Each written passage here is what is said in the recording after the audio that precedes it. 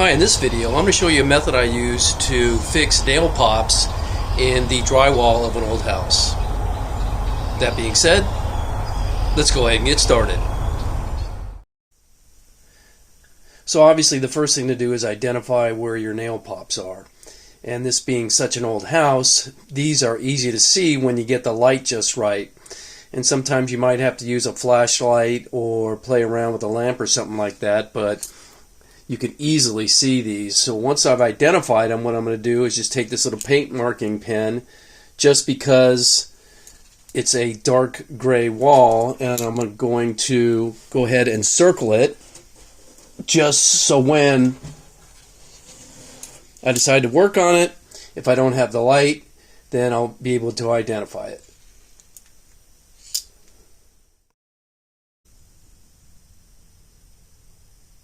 Now that you have the nail pop identified, you can use either a utility knife here and cut around the edge of it, but since it's so big, I'm just going to go ahead and use this hammer on the ball peen side and just knock it.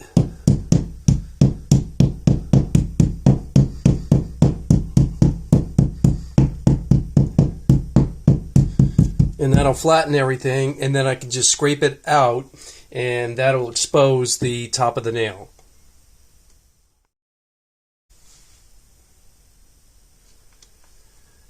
Now that I've scraped away all the loose pieces of paint and plaster, you can see right here is the nail head.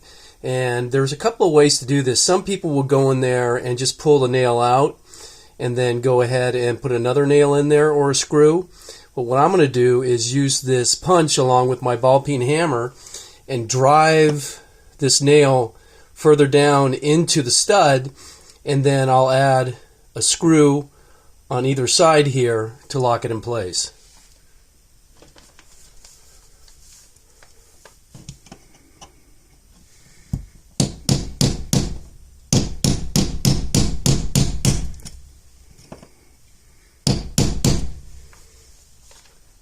And now that it's deep enough in there, it'll be easy to fill.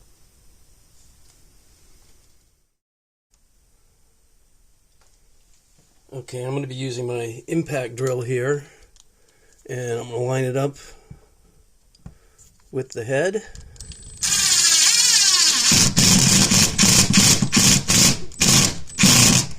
And I'm going to go just below the surface of the paint here, so it'll make it easier to fill. And then I'll put one above it.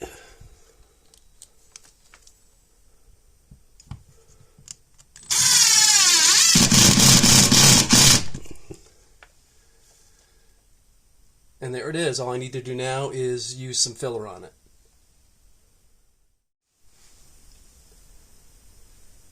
Now, depending on how deep some of the holes are, what I like to do before I put the filler in is wet down the drywall, because it helps the filler set a little bit more without sucking all the moisture out. So I just use a paper towel, but you can use a sponge. And the reason I use also a paper towel is if you have really deep holes, you can wet one of these, plug it in the hole, then you don't have to add as much filler. So I'm just going to tap it in here, kind of rub it down. Get a little water in there, and then I'm ready to add the filler.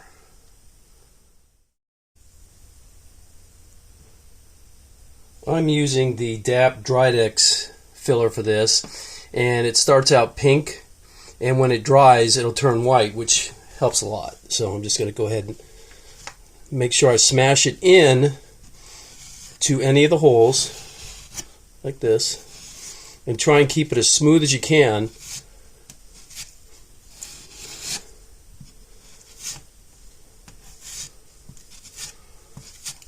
And you can leave a little bit of extra on there because it'll sand off. And once it dries, I'll be able to sand it. You have some options to do the sanding. You can either get a sheet of sandpaper and do it by hand, or you can do it using this block sander here, and you just attach a sheet of sandpaper to it, or you can get an electric one, either an orbital or a detail sander like I'm going to be using. And that's because I've got a lot of work to do. This is just one section of this old house that I've been working on the nail pops for. So I got a lot of work ahead of me. And that's why I'm going to be using this.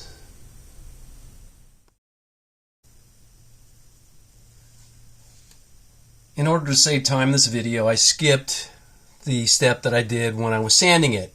And this is what it looks like afterwards. And if you've never done any kind of sanding or body work before, the best way to get used to it is find a piece or a section of your wall or whatever you're working on and rub your hands up against it or your thumb, and then you'll feel that it's smooth and consistent.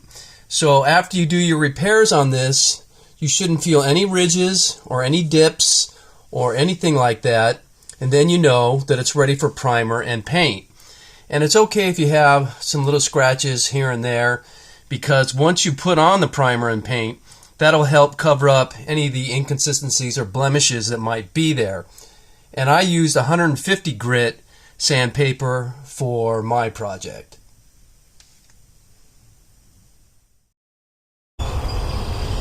So that's it. If you have any questions, please leave them for me in the comments. Thank you.